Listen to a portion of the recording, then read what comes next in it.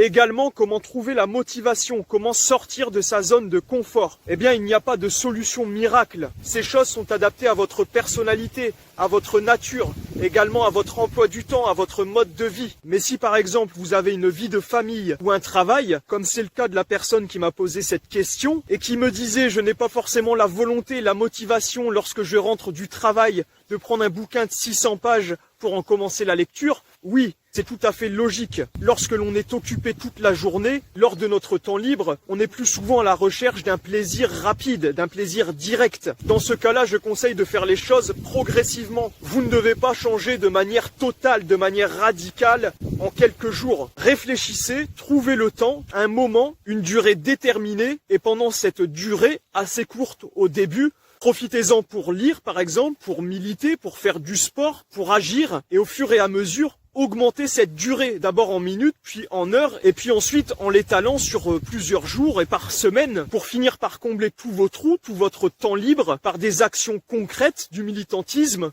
ou quelque chose de productif, qui vous apporte quelque chose, qui vous fait grandir. L'important, c'est de le faire. Ça n'est pas de le faire tout de suite ou totalement, mais de le faire et de garder la volonté sur le temps, sur la durée. Prends ton temps, camarade, fixe-toi des heures, des horaires, et tu verras, ça ira beaucoup mieux. Si tu as la volonté d'aller jusqu'au bout et de vraiment faire les choses.